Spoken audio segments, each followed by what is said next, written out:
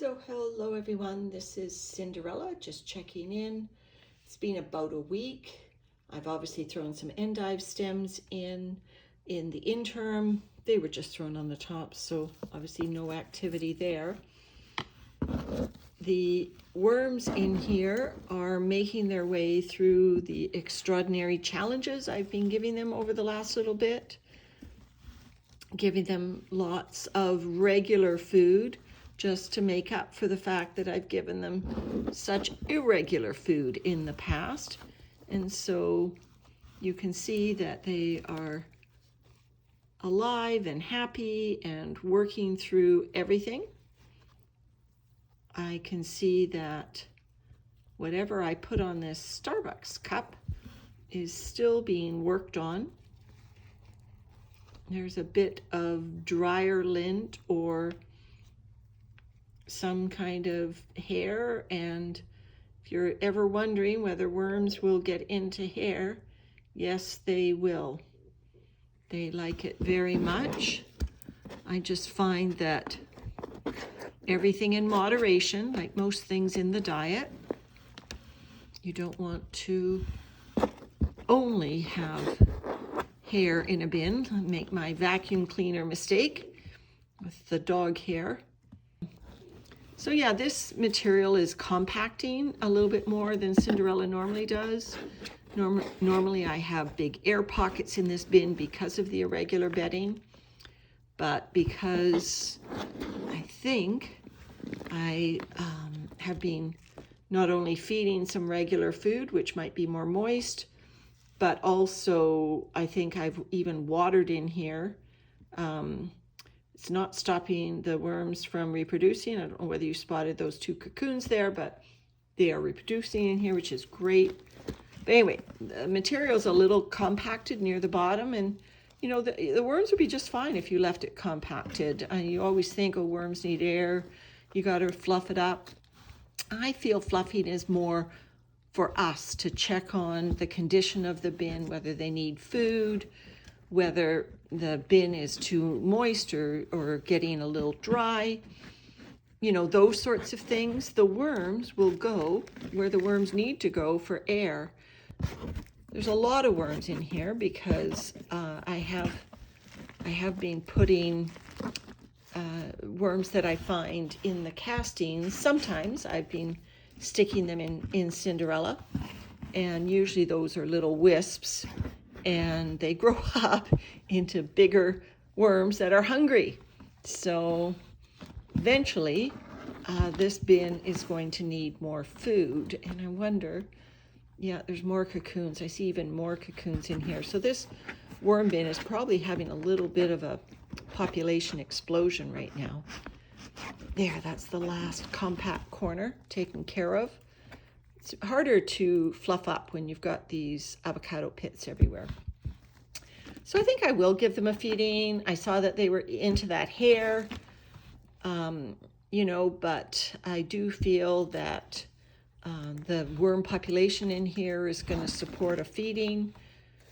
I will do it over here on this side. I do tend to feed on the right. I've said that before. You know, I do fluff the whole bin up, so I'm mixing it all up, but then I tend to feed in the same area.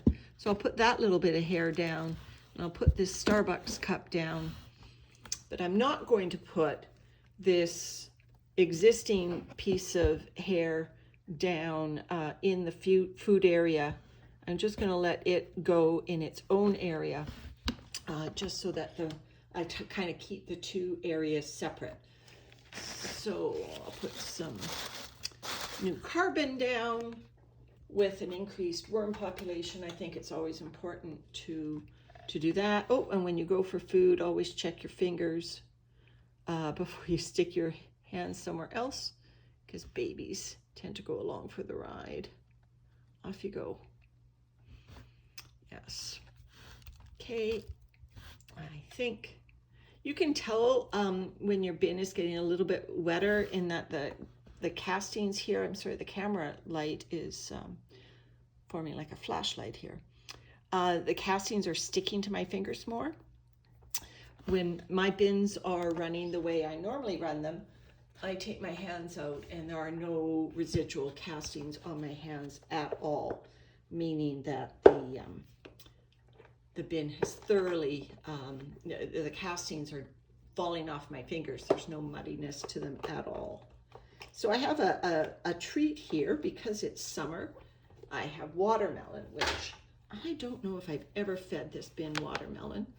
Like I said, it is a little bit damper than I would like, so I'm not going to give it all. These are just watermelon rinds anyway, and the water will be mostly drained the bottom of this bin. Yeah, there's juice down the bottom. So I will give Cinderella's worms some of these watermelon rinds. Normally I don't like feeding a mono diet like this, and I just ate my shorts all bananas. So probably just a couple more pieces here, which I don't like doing. I think diversity in the diet is really important. Now Cinderella does get, like I said, flower stems and other things, dryer lint. So there is diversity in here, but this is just because I have to use up that watermelon. Oh, look at the dust come up. Good thing I'm not breathing that.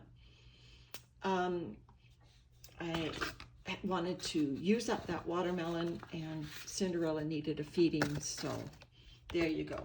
So a little bit more carbon just to make sure that you get a balance between the greens and the browns. And then I will save this piece of hair for somewhere else.